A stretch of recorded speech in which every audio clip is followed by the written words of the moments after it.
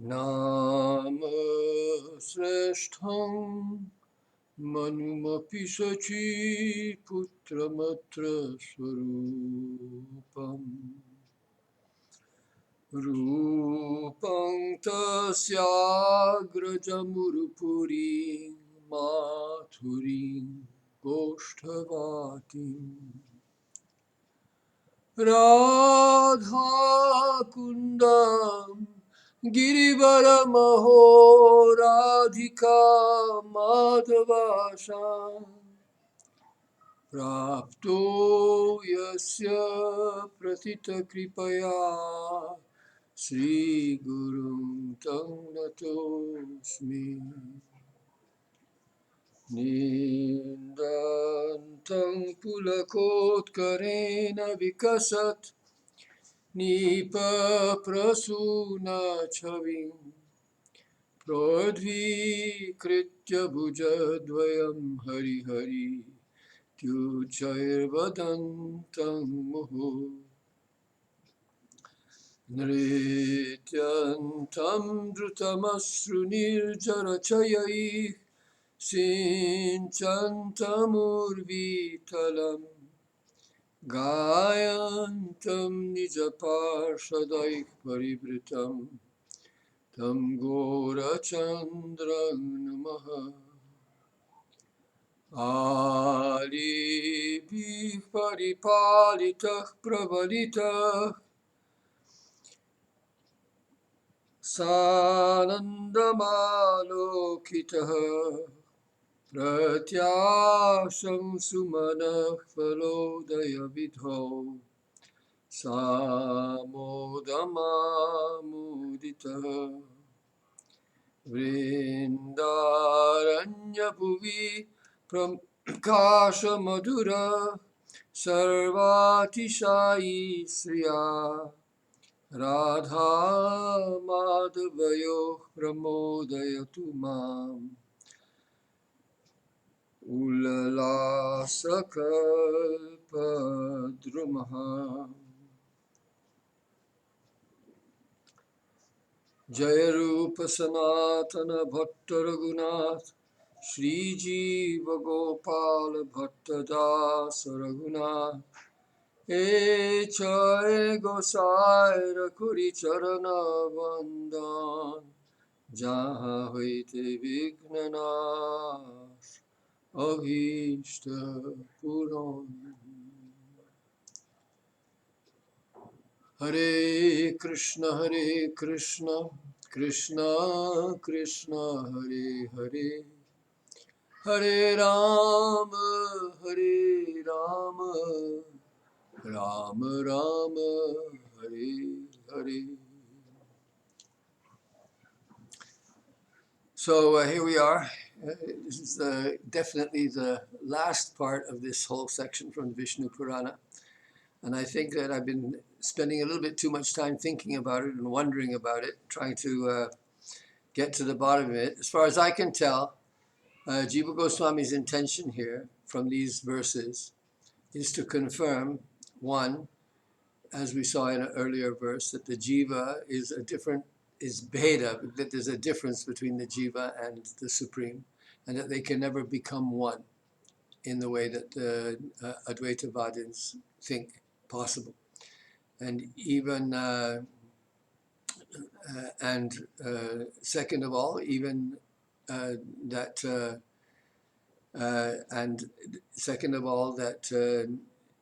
being different is one thing. Another thing was that it's dependent on the mercy of the internal potency, even to know Brahman. So this is the basic point. So in the previous verse, the ones that we read in the last thing, that the supreme truth is one, right? In other words, it doesn't mean that it's one in the sense that all things are one with it. He's saying that it is one, that supreme truth, that Paramartha, that thing which is to be attained. Because, Raso Vaisa Yam Yevayam Labdvanandi Bhavati is by attaining that So the jiva has to attain something different from itself. And that is why he is saying that this Paramartha is something that the jiva is to attain, and it's different from the jiva itself. So therefore it is one, and not like the jivas, which are numerous. Second, just like the fire in the sparks of the flame, he pervades all his potencies as well as his creations, and thus is pervading. So he has the quality of being vyapi. So that quality is not there in the jiva, even though it said that the jiva is pervading the body. He is not omnipresent in the same way. It's not an extension of the consciousness that is present in the various manifestations of his energy, but he himself is directly present there. So omnipresent, sarvagataha, means that unlike a jiva, he does not pervade the complete body merely by his influence, being situated in one place, as was given in the previous example of Harichandan. And then the other differentiation he makes from the jiva is that full of supreme knowledge, paragyanamaya, means his knowledge is superior even to that of a jiva. He is predominated by its light. And then the last one was that by the adjective false, so asadbik, it was asadbik nama jata adibik, na yogavan, na yuktavasita, na kadapi yokshati, that this characteristic of the Supreme, the Paramartha, which is to be attained, is not in the jiva. So his own name and form and so on are a part of his true nature, and they're not a part of, they're not false assumptions in the way that the jiva takes on these things. So the differentiation is being made between the individual soul and the Paramartha. So it's not exactly the Paramartha, it's the thing which is the attaining of it is the Paramartha. The attaining of it by the jiva is the Paramartha. So therefore the last part of that section is that Tasyaivang lakshanasya paramatma rupena atma paradeheshu atmanah pareshamapi deheshu tad upadi bhedena prithak satopi ekam tadiyam swaswarupam tanmayam tadatmakam tad vijnanam tad anubhavaha asau eva paramartha. So asau eva paramartha, that is the Paramartha, that is the supreme attainment. What? Realization of that which has all the above characteristics as one.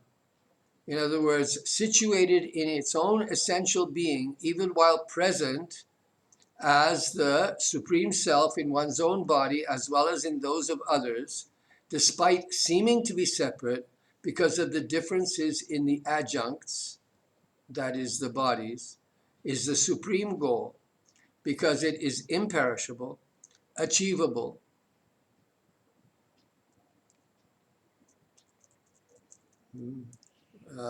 anashitvat, sadhyatvat.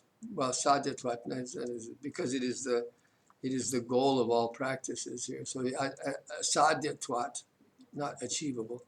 To say achievable, it is the goal, not the means. See how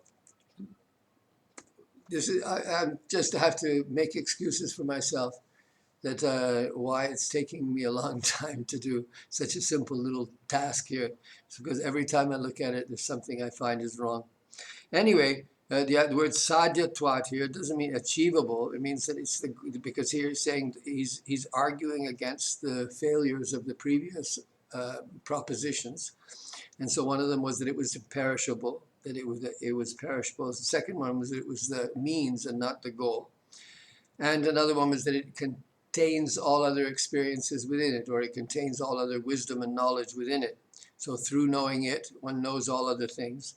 That is also Well, here, of course, this is also another thing that, another point that was made, that Jiva is making, saying that that the Jiva cannot know itself by itself independently, but it can only know itself through the relationship that it has with the Supreme. This is the, we discussed this in an earlier talk, that in nowadays, of course, people say just know yourself. And of course, knowing yourself is part of the job. But knowing yourself, to truly know yourself, you have to know yourself in the light of your relationship with the Supreme. And so people who want to know themselves without acknowledging their relationship to God, that knowledge of the self is always going to be flawed. It's just like the ray of light that cannot know itself independent of the sun. It is a part of the sun, and therefore it has to be understood in the context of the sun. So the jiva is also a product of one of God's energies. The jiva is also a part and parcel, a tiny reflection of the Supreme Person. And so therefore, without recognizing that relationship, without recognizing that relationship of dependence, right, the relationship of dependence on the Supreme, the jiva can't recognize itself. It's like a person living in a country and trying to be himself without reference to the government or the laws of the country. So one has to recognize oneself. One has to know oneself by virtue of knowing his own identity, his own swarupa. His own swarupa is not independent of the Supreme Lord. So that was one of the things that was being stated. So that's why all other kinds of wisdom are contained within knowledge of God. One has to know God in order to know oneself. So that's why it's called the Paramartha, and one of the ones that was rejected was to know the Swarupa of the Atma itself, the Swarupa of the Purusha, the Swarupa of the individual consciousness. But the dualists who think him to be different on the basis of those adjuncts and do not accept that experience of him contains all other experiences within it are certainly not perceiving things as they are. So the duality is to see the God as a multiplicity, to see, instead of seeing the one truth present in all things, present everywhere, sarvagata, that even though one is in relationship with it, that relationship is what makes it everything. So to know him is to know oneself. So now let's go on to the subject for today. So here's now these are not easy verses to understand, and not easy to understand how Jiva is seeing them.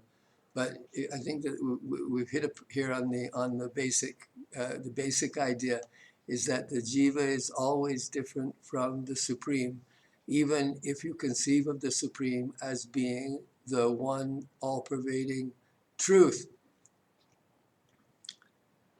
He is within the individual, not separate from it, but at the same time, he is separate. That's achintya bheda ved. So tatra upadi bhedair angsha bhedepi abhedo drishtantena sadito dvabhyam. So the question now is arising. So we're asking the question just as I just said. So you have, because of these upadis, because of the distinction, because of the adjuncts, that there is a distinction from the parts, right? Because the parts, the individual souls, they are being covered by the upadis in this world, and so they're not situated in their own true identity, whereas the Supreme is always situated in his true identity.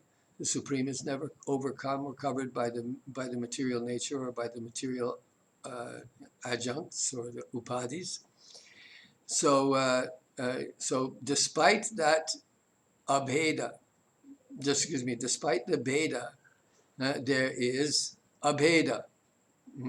So now we have the bheda, right? So we've had the bheda, So the Bheda has been emphasized up to now, but at the same time, there's still Abhed. So Drishtanta in the Sadhito Dvabhyam, it says that that is going to be shown by way of an example. So in the next two verses, Jara Bharat uses an example to establish that non-difference exists in the ultimate truth, despite the difference in its parts caused by the adjuncts. Right. Venurandra vibhedena bheda ksharjadi sangitaha abheda vyapino vayostata tasya mahatmanah ekatvam rupa bhedascha bahya karma pravrittijah devadi bheda madhyaste nasti vavarano hisah. I challenge anybody to read this and not think Mayavad, right? That's even let's go. If we have, do I have this? I don't think I opened the document. Darn. So I didn't open the document. Let me open it anyway. Okay, I'm going to go and find the. Or didn't I? I usually put the. Look at that! I didn't do it. I did not take out the. I'm sorry, friends. Despite all this time, I still haven't properly prepared.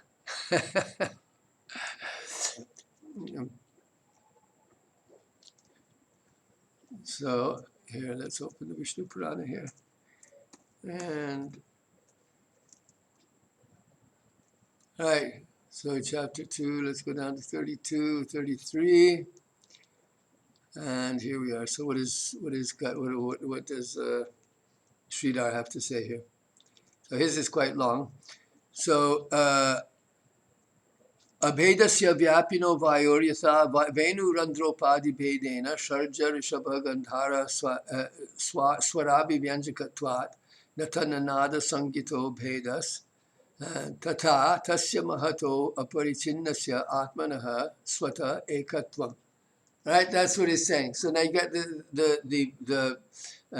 so Sridhar takes it. So the verse, actually, what's the verse saying? Let's translate the verse first. Right, the oneness of that great self, Mahata, is like the one non-differentiated and pervasive air, which takes on different names as the notes of the scale, such as Sharja, when it passes through the different holes of the flute. Okay, so the word, well, he says so the Sharja, that's sa, sa re ga ma pa da ni sa, sa. Sa re ga ma pa da ni sa. No, I didn't get it right. Okay.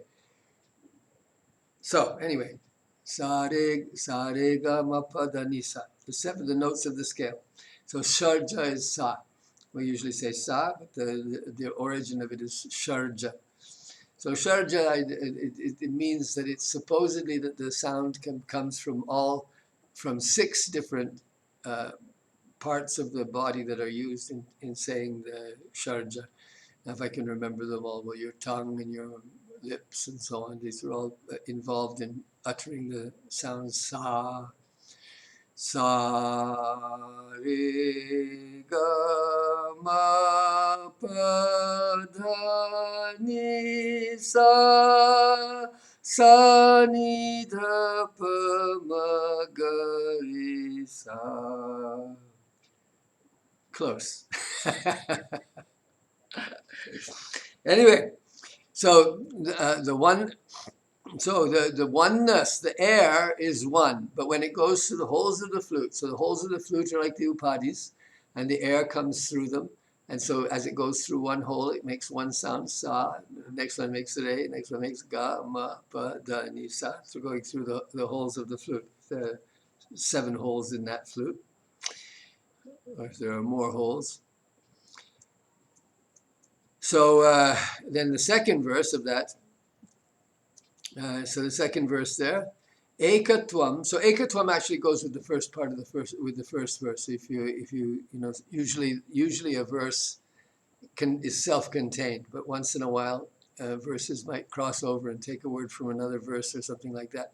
So here it's the ekatam, it's that oneness. So this oneness is the thing that's being brought. So for the Mayavadi, the meaning is that the one truth is appearing differently because of the upadis. So the different jivas are actually the Brahman covered by upadis. But Jiva Goswami has already said that doesn't fly, because you can't have, where do the upadis come from? Where does Maya come from? Where does the illusion come from? How does he said in an earlier parichet, in an earlier Anuccheda, says that the jiva or Brahman cannot be the seat of, simultaneously be the seat of ignorance and knowledge. So if you say that Brahman is never contaminated by the upadis, well then how can it be contaminated, or how can it be covered by the upadis? Where does the adhyasa come from? So to try to say that it's an illusion, that it's an error or a mistake, that it's only because of, where does this mistake come from?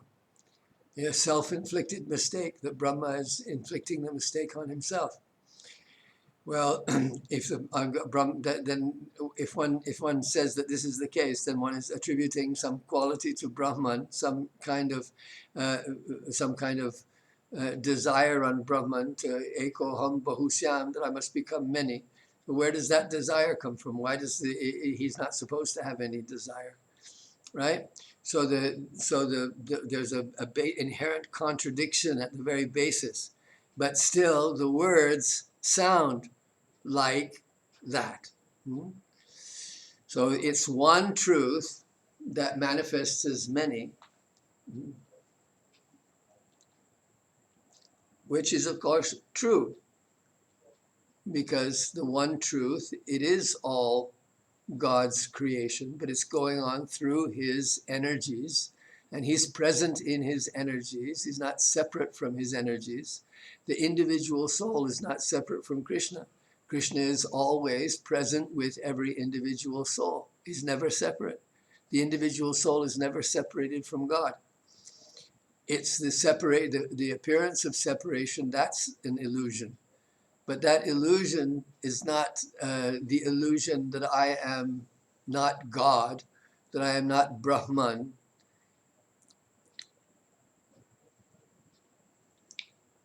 So the first verse, that was so this is the way that Sridhar is reading it, right? The Sangita. So it is one air that takes on the different names according to the holes of the flute that it passes through, even though in actual fact the air has no beta, no distinctions within it. So it remains eka. So similarly, what then? So similarly, the differences in the forms are the result of engagement in external actions. Eka tvama rupa bhedascha bahya karma pravrittijaha.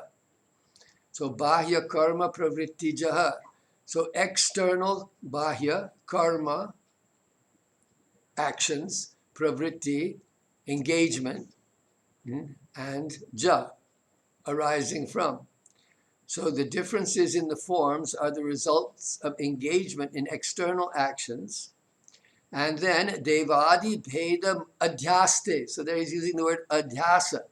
So the word adhyasa is the famous word of Shankaracharya, the adhyasa, that the differences in Brahman are superimposed upon it, adhyasa, falsely superimposed upon it by the illusory, by the power of Maya. So adhyasa is like that of a rope and a snake. Yeah? So when you see a rope and you think it's a snake, that's adhyasa. You're superimposing by ignorance snakeness onto the rope. And the instant that you know that the rope is not a snake, then you are free from the illusion, and you are situated. You're free from the fear of the that snake. So that's the word adhyasa. The difference between adhyasa and arop. So we also get the word arop, and sometimes they're used interchangeably. But aropa is actually usually a voluntary thing, right? That I superimpose, let's say, on someone else, like I can superimpose godness or arop on somebody else. Arop is also used in modern languages to mean an accusation. So he is accused of stealing. So that's in the court. The arop is there, the accusation, the claim that he has committed a robbery. So that's called aropa. So in aropa, also aropa is used in other ways also, for instance, the question is, if you are engaged in raganuga bhakti and you are thinking of yourself as a gopi, so then now, is that aropa? Or the Jiva Goswami actually uses the word aropa in his commentary on the Bhakti Rasamrita Sindhu when talking about sambandhanuga relationships with Krishna, that you don't become, you shouldn't think of yourself as Nanda Maharaj. So that aropa, you don't aropa the identity of Nanda Maharaj. You don't identify yourself with Nanda Maharaj. But even so, you are, through the practice of Raganuga Bhakti, you are at least superimposing a particular identity on yourself, and that's called aropa. Even if you think that that's your true identity, your true self, in practice, in terms of sadhana, you have to start thinking, well, I'm like this, I'm like this, I'm like this, and you start to take, just like when you take on a role in a play, you superimpose upon yourself the character and personality and appearance of the person whose role you are playing, of the particular role that you're playing in the play, like that. So that's acting as a way of salvation, right? Okay, so the differences in the forms are the result of engagement in external actions and then superimposed on different living beings like the gods, but he is not covered by them. So, from the point of view of the Mayavad, which Sridhar says, right? Rupa bhedastu deva manushyadi lakshano bahya karma pravrittijaha bahyanam atmanah prithak bhutanam dehendriyanam yat karma tasya pravritti phalam tato jataha. So he's saying that it just says that that it's he, the Atma, and it's just distinct from the Atma are the body and the senses. And so that's what the meaning of Bahya Karma Pravrittija is, that it's the external aspect is that which has been superimposed. Now, how does Jiva do that? Well, Jiva does it quite interestingly. How does he does it in a quite a different way. So first he says tatha. This is just a technical point. It's very difficult to translate these things when we're doing when we're going through the because quite often it's necessary to give kind of explanations of the grammatical explanations. Well, that's it's good for people. We have to do it because people who are reading the Sanskrit, where hopefully the translation is really only an aid to reading the Sanskrit. That's the way I think that we should really look at it, because I think that's the most honest way to do it. We can, especially if we're going to translate it literally word for word, that kind of thing, then, instructions on the grammatical rules that are being applied, even though they're meaningless to someone who's only interested in understanding the English, and they seem superfluous.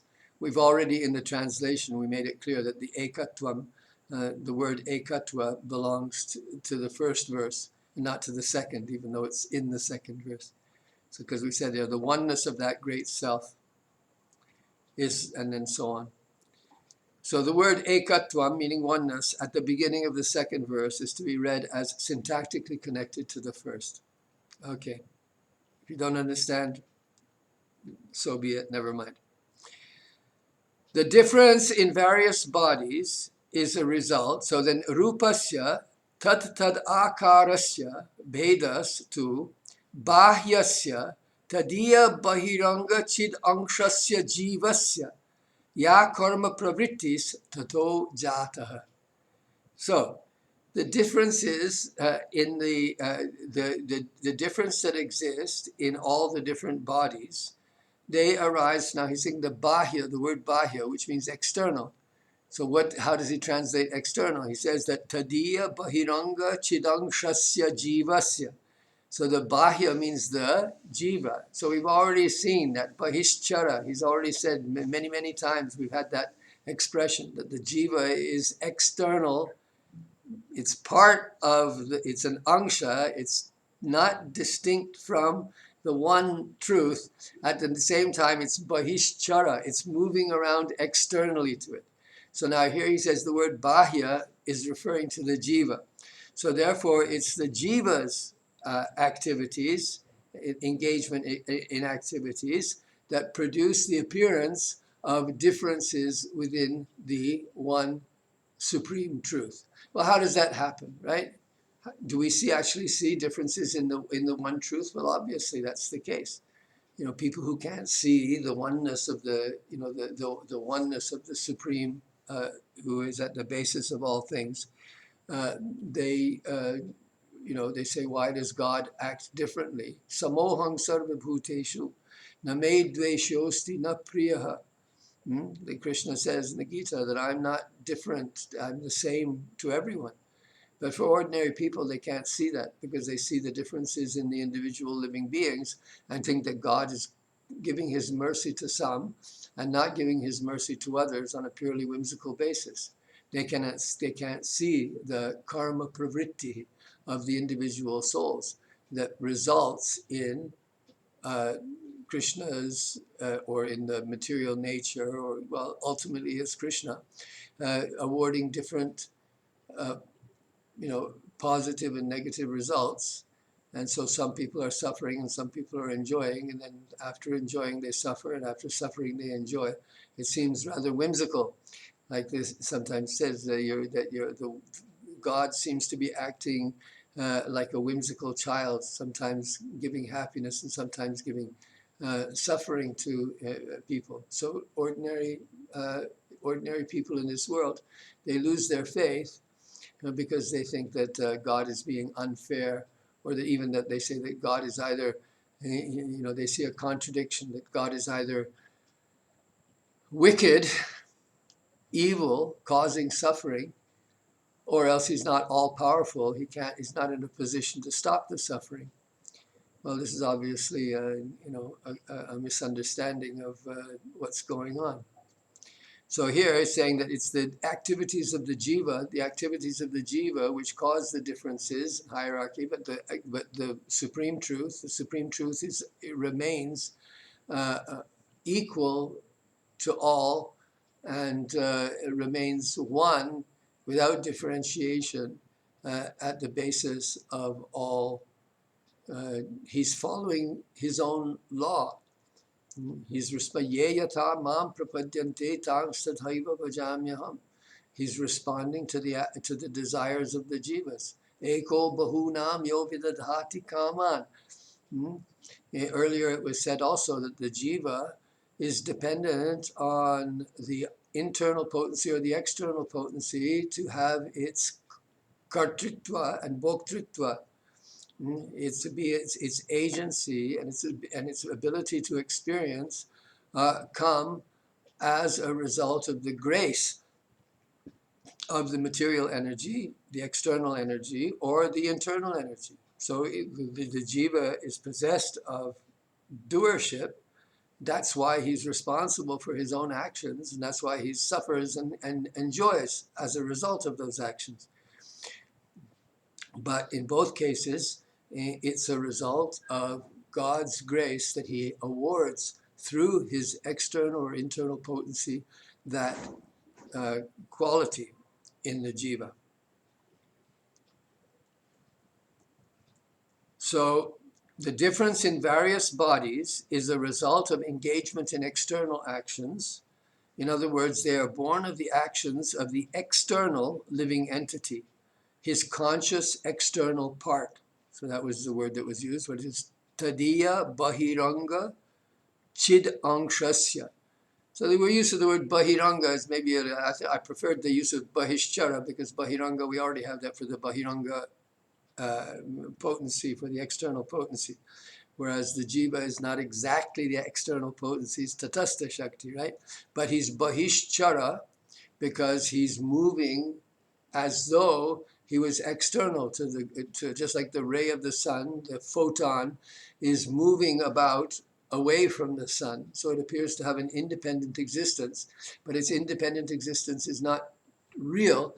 It's always dependent on its source of origin. So go on here. So the second part was, so the differences, so the appearance of differences within God are a result not of God's action, but it is a result of the actions of the jiva who is moving about in the external energy, given authority to act and to enjoy independently of God. So Satu Paramatma, so that Paramatma, Devadi Bhedam Antaryamitaya Evadishtayaste Tad Upadi Sambandha Bhavatcha Nastyevavaranam Yasya Tata Bhutah San Iti. Right, so Satu Paramatma, so that Supreme Soul, right, in the verse, what we have in the verse there. Going back to the verse, right, so it has Devadi Bhedam Adhyaste Nastye Vavaranang Hisaha. So the Mahataha, the Mahatmanaha, that was the word that we were starting, the Mahatma, the great soul. So now that great soul, or that great self, so here he's changed it from Mahatma to Paramatma. So that Paramatma is present Adhishtaya Aste. So now Adhishtaya Aste. So the word in the verse was Adhyaste. So Adhyaste, we've seen it. That's Adhyaste means superimposition, an involuntary superimposition due to ignorance and due to illusion. The rope and the snake example. So, but here he's saying Adhishtaya Aste. So he is present, dwelling within the different forms as the antaryami, as the indwelling soul. Adhishtaya, adhishta, so he's taken the adhi, aste. So adhyaste, you say adhishtaya, aste. So adhishtaya, that's a gerund, means having taken up residence, he remains. So he remains in the different forms after taking up residence there as the antaryami, as the indwelling soul, as the indweller. So tad upadi sambandha bhavatcha, so he has no relationship to any of the upadis, to these adjuncts, to these false superimpositions. Because nasti evavaranam yasya tata bhutah san. He has never any avaranam, he has never any coverings over himself. That's his nature. So the coverings are over the individual soul, not over the super soul. So that's the difference. So he's repeating again here, there's a difference between the individual soul. You can't have the supreme soul being free from all coverings and at the same time being covered. How is that possible? So there's an inherent conflict there in the very basic premise of adhyasa in the Advaita Vada.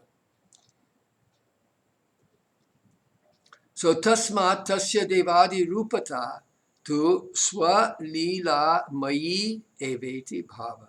So therefore, his taking on these different forms, or the creation of these different forms, is an activity of his own lila.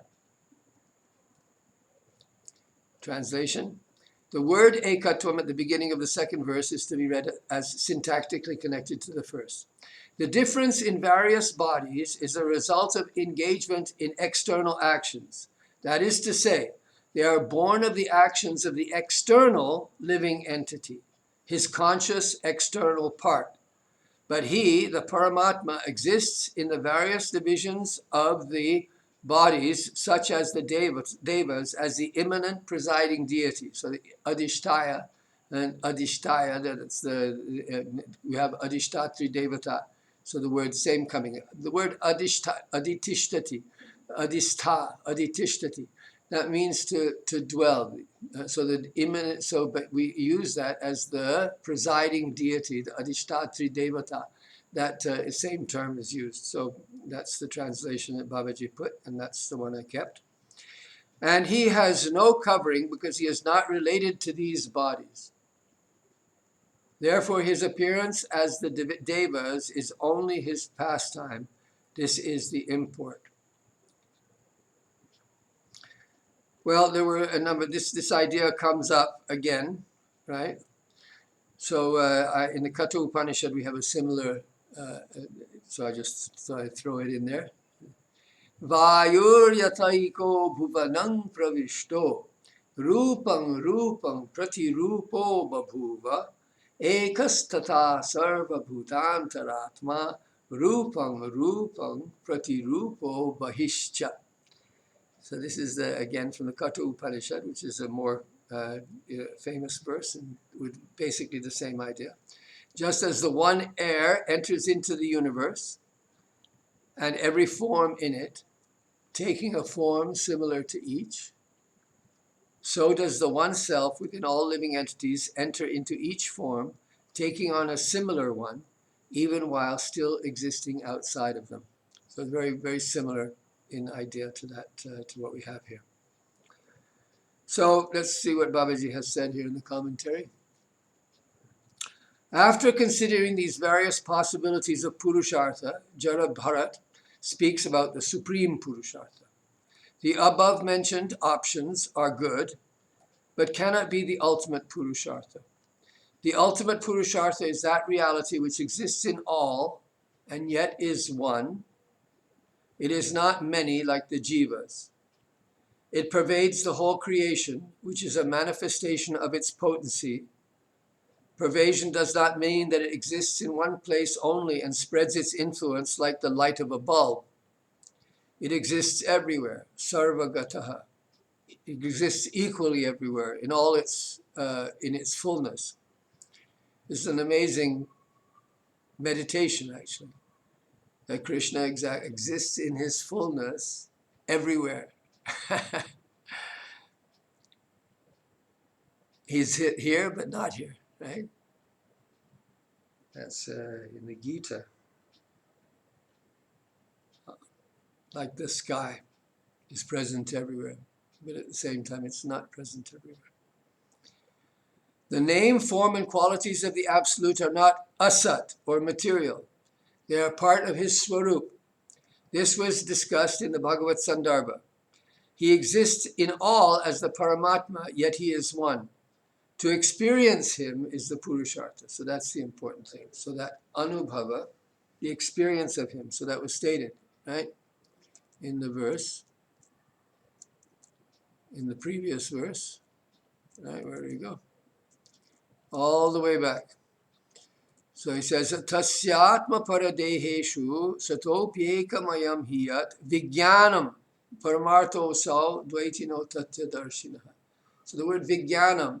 So where is the vijnanam? The vijnanam is in the individual jiva who is knowing, who is recognizing or knowing the Supreme.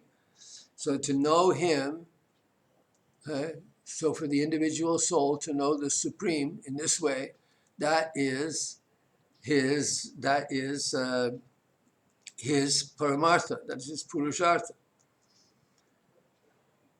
To experience him is the purushartha. The reason for this is that such an experience is eternal. It's not destructible. It's not perishable. It is the recommended goal of life. It's the sadhya. And this experience contains all other experiences, such as experience of the self or union of the self with Brahman. So all other experiences are contained within it. And that would mean the capacity to experience is given through that. So once one knows the Supreme, not only does one know one's own Swarup, but he also understands the nature of the world, the illusory nature of the world, the temporary nature of the world, and thereby becomes free of all misery. So the point was that it's the attainment of Ananda and Dukkha Nivritti, the ending of all suffering. In Tattva, Bhagavat, and Paramatma Sandarbhas, it has been explained that the one Tattva manifests as Brahman, Paramatma, and Bhagavan. Brahman is the unqualified aspect of Bhagavan. Experience of Bhagavan contains the experience of Brahman. Thus, experience of Bhagavan is the ultimate goal or purushartha. Of the various forms of Bhagavan, Krishna is the Swayam Bhagavan. Thus, experiencing him is the real purushartha. He is the Advaya Tattva proclaimed in Shruti statements such as Ekam Eva Dvityam. Right. So here Babaji is making the point that Brahma experience, Bhagavan experience contains Brahman experience. But the point was that Brahman and Bhagavan are the same truth, just it's a different perception. So if they're the same truth, then some of the same rules have to apply. And this rule that Jiva Goswami is applying here is that the Jiva is different. So even the Jiva is different from the Supreme Truth. Even though it's one indivisible, Advaya Tattvam, that doesn't mean that the Jiva loses its identity and merges and becomes Brahman. That is only he encounters Brahman and becomes so imbued with Brahman that he forgets his separate identity and becomes totally absorbed in Brahman. But that doesn't mean that he's lost his individual identity as a separate being. It simply means that that separate identity has been, let's say, blinded by the blinding light of Brahman. He has lost his capacity to see himself as anything separate from that. The same thing applies in Bhagavan, but only the thing is that in the case of Bhagavan, he loses his identity in Krishna Bhakti. He loses his identity, loses any sense of a separate being from his relationship and in the reality of Bhagavan consciousness.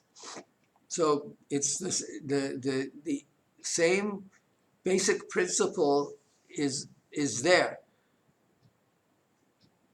It applies in both.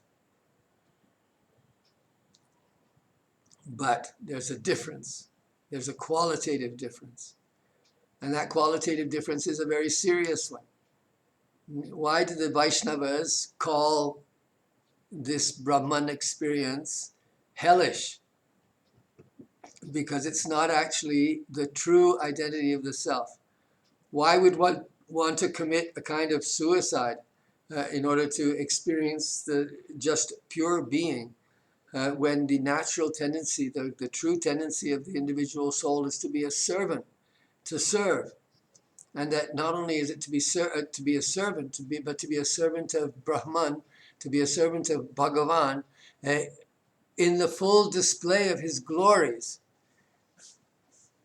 That Bhagavan is the Brahman, but with his energies activated, with his beauty, with his charm, with his talents, with all the characteristics of his perfect being, the ideal of the Supreme Soul being manifest. And not only being manifest, but as we'll see as we go through the Priti Sandarbha, that there are degrees of capacity of the individual soul to experience the glories of Krishna. We already saw earlier on, there were 6 characteristics that were given to Priti. And these were given to us as a pre-taste because we didn't go into the details there. But the idea is that according to the kind, according to the character, and according to the degree of one's Priti, one experiences the characteristics and experiences the qualities and experiences the energies and experiences the manifestation of God's madhurya, of God's sweetness. So it is because of Priti that one can experience God's other characteristics, because of God's other qualities, his other attributes can be experienced only because of Priti. Without Priti, we don't experience the attributes.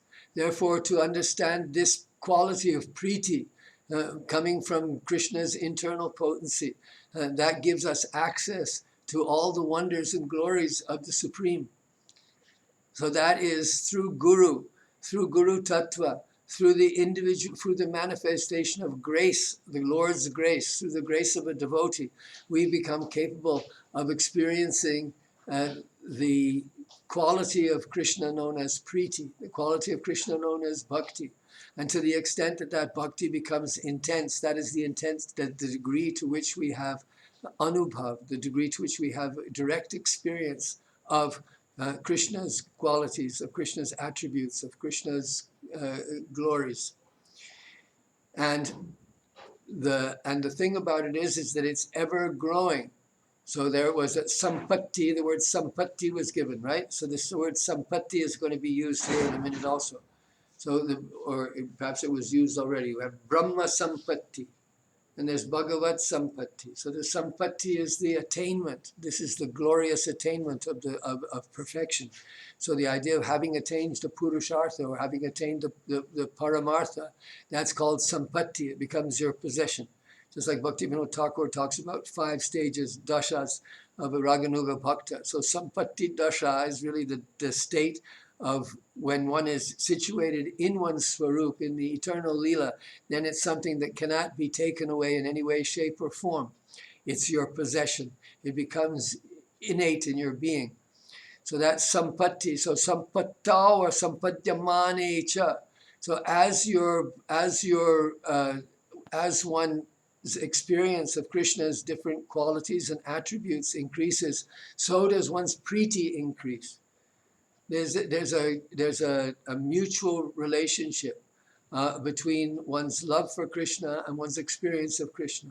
Through love of Krishna, one experiences his attributes. And through the experience of his attributes, through the experience of his madhurya, that love simply increases.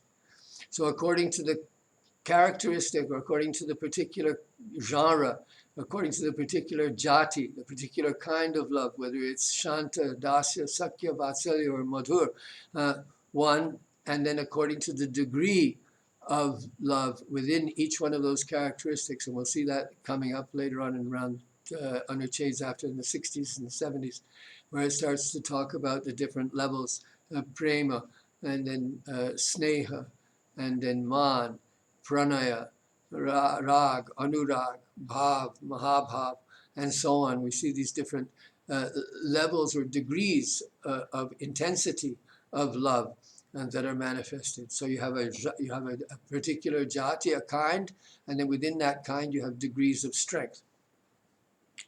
So, and of course with Brahma, all of that is gone. You don't have that. And this is why Brahma, is in the Bhagavatam, it says that aruhya krichrena param padam tatapatantya dho nadrita yushmadangreha. That there's some, that this Brahma Bhav can be eternal. That once one is merged into Krishna's existence, or one has attained Brahma Mukti, Sayujya Mukti, that is never ending. But that's, I hope, for the sake of those poor souls who have chosen this particular kind of liberation as the ultimate goal, that they should be blessed by the devotee and find a way out. Although once they're there, it's hard to get them out. But if they're still in the body within this world, they're still game. they're still fair game, and they can still get the mercy of a devotee, and perhaps they can break out of it. But of course, when one is very philosophically strongly fixed in Advaita Bhav, and one has read the commentaries of Shankara and studied them hard and has become very much invested in that particular idea, then that's why Mahaprabhu said that Shankara Bhashya Sunile Hoy Sarvanash, that for a devotee to become to study the Shankara Bhashya and to really study it hard, then he'll becomes convinced of it, and he has a faith in the mode of goodness, but it's a faith in the mode of goodness that is ultimately tamasic, because it rejects the basic principle of servitude and the basic principle of dependence. It pretends that you're not dependent on Krishna. It pretends that you're not something distinct from Krishna, and that distinction from Krishna is his blessing, and that makes it possible for you to love him and to serve him and to know him in eternity. That is the individuality of the individual consciousness, the separateness of the jiva.